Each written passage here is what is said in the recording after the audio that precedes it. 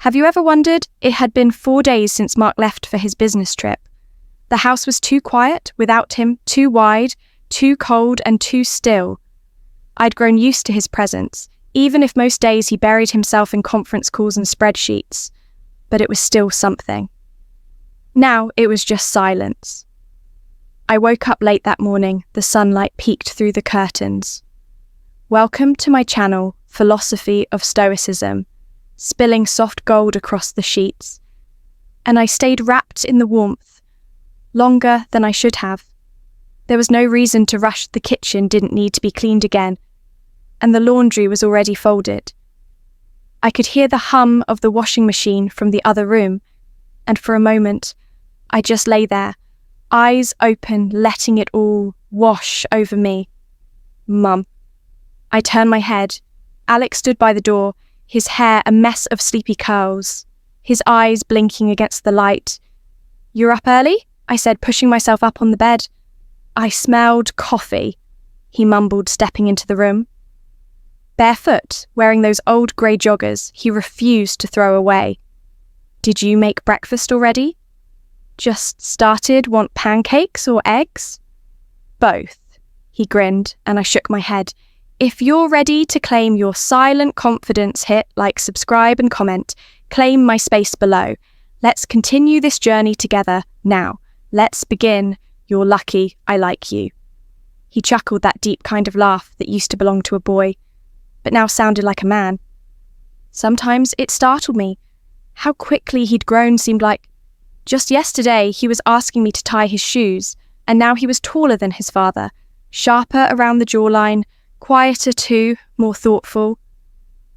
"I'll be downstairs," he said, turning to leave.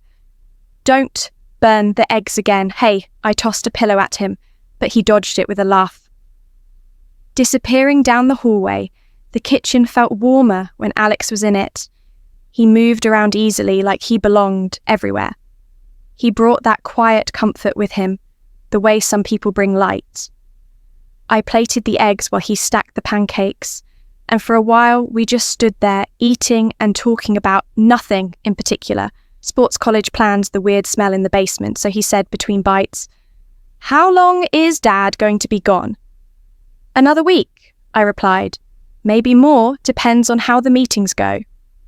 He didn't say anything else, but there was something in his voice, something unsaid. "You miss him?" He shrugged, just weird with him not around. "Yeah, it is." We sat in that silence, not uncomfortable, just reflective, the kind of silence that only comes when people know each other too well to fill it with pointless noise. Later that afternoon, I was in the garden, trimming the hedge, when I heard music playing inside. I wiped the sweat from my brow and walked in.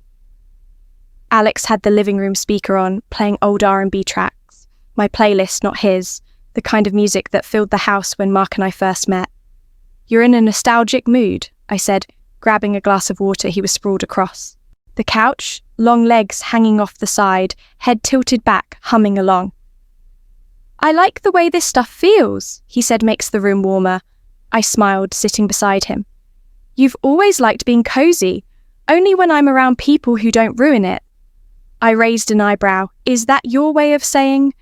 "I don't ruin it, obviously." He looked at me then, his eyes steady brown like mine. Honest, I felt something shift in the air, not tension, not discomfort, just a deeper awareness of time of presence. "You ever get bored?" he asked suddenly, "of what everything life, routine, all of it?" I nodded slowly. "Sometimes not bored exactly, just hollow, like something's missing, but you don't know what exactly," he said, like he'd been waiting for someone to say it. We didn't speak after that, just listened to the music, let it fill the cracks. We didn't know existed that night. A storm rolled in. I was in the kitchen, cleaning up after dinner, when the power flickered once then again, and finally went out just like that darkness swallowed the house. Alex called out, "I'm here." His voice came from the stairs. He had a flashlight in hand, casting weird shadows across his face. "Well, this is cozy," I joked. He grinned. "You scared?" "Of course not. Just don't want to step on a Lego." We lit a few candles and sat in the living room again. The power stayed off, but neither of us seemed to mind we played a card game. Then another. Then he put the cards down and leaned back, staring at the ceiling. You ever wonder if people are meant to live in big houses like this? He asked. What do you mean? I don't know. Feels like everyone's always in separate rooms, doors always closed. But now, like this, it's different. Feels connected. Thought about that, about how Mark and I used to sleep back. To back, how dinner was mostly silence. How phones replaced conversations. But here, in the flickering candlelight, I felt something I hadn't in a long time seen.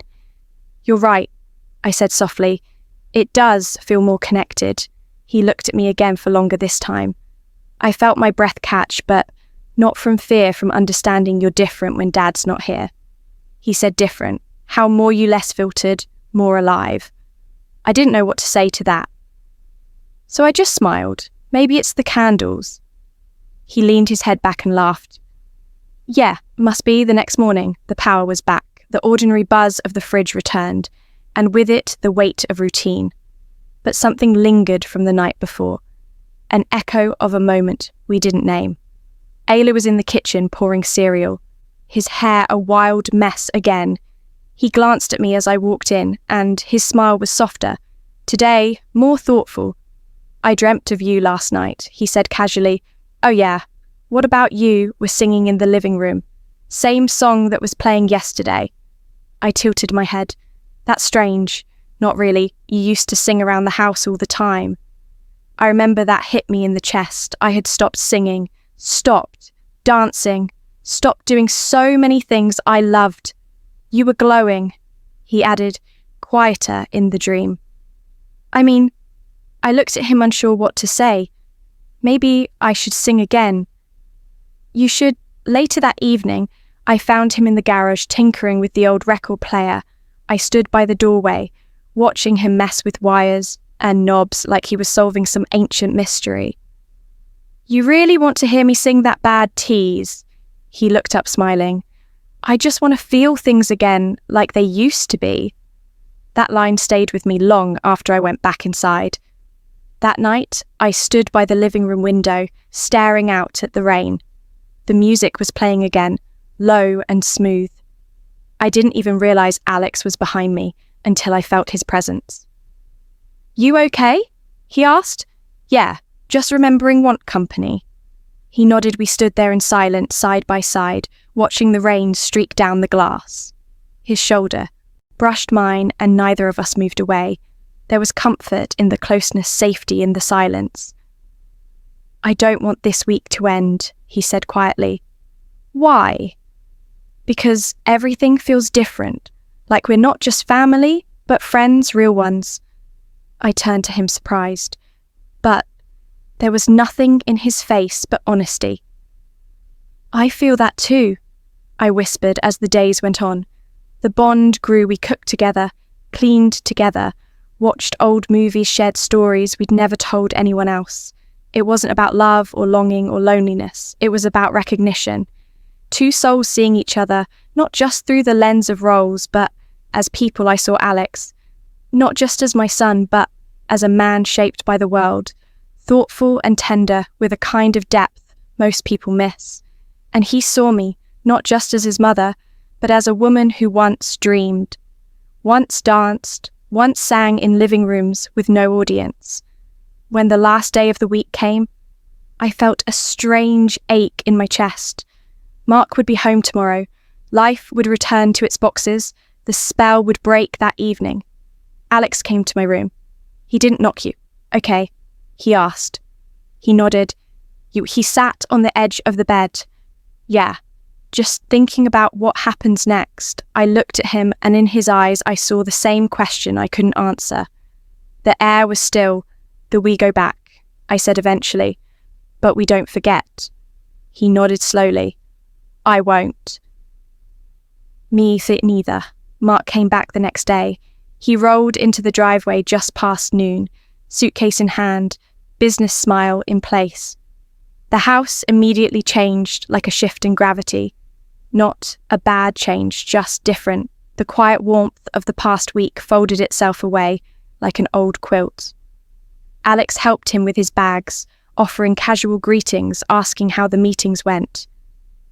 I stood by the door, arms crossed, trying not to let the stillness in my chest show it wasn't sadness, just a return to something familiar, something expected.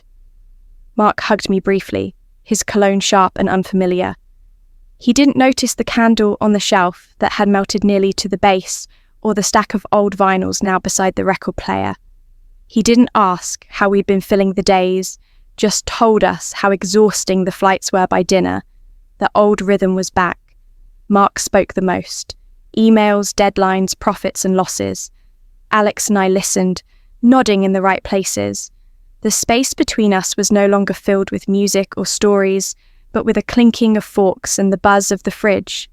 I missed the silence. The good kind, the kind we had before. Later that night, I passed by Alex's room.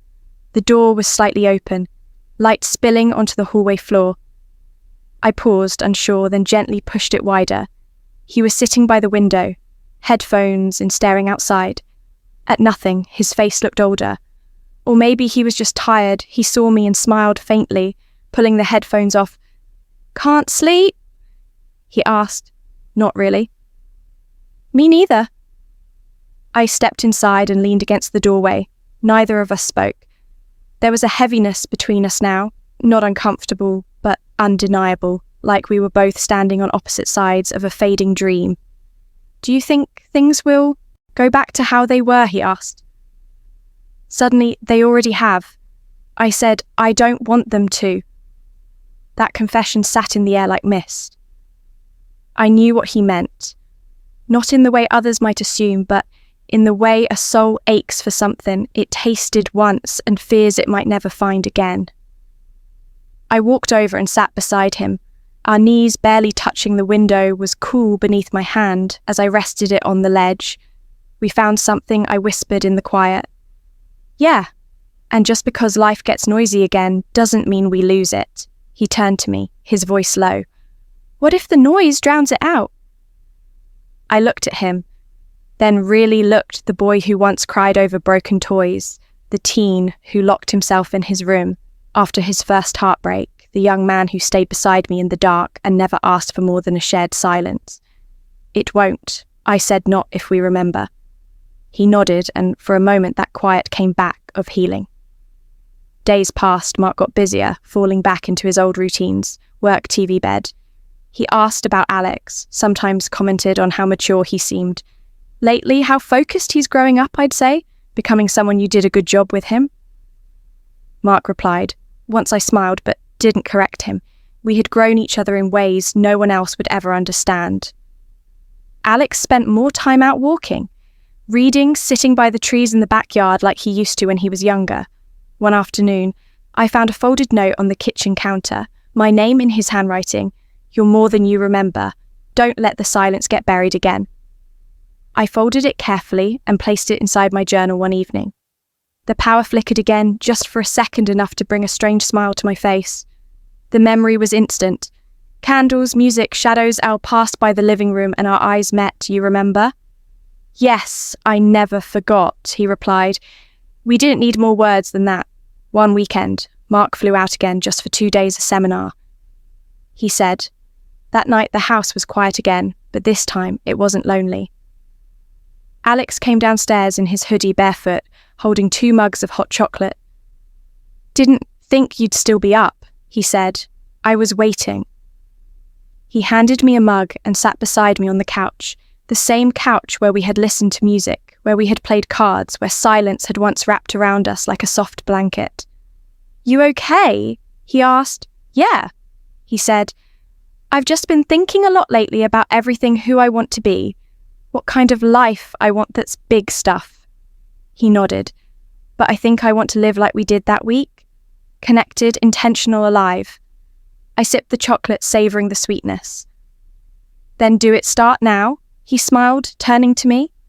"It started with, blink with me." "Yeah, you were different that week. You laughed more. You glowed again." I looked away, feeling a blush rise to my cheeks. I remembered who I was. I whispered, "Don't forget." Again, his voice was soft but firm. I looked at him, seeing not a boy, not a man, but something in between, a soul still shaping itself, but already full of depth. "I won't," I said, and I meant it. A month passed. Seasons began to change. Leaves turned gold and orange, and the air grew crisp. Mark continued travelling.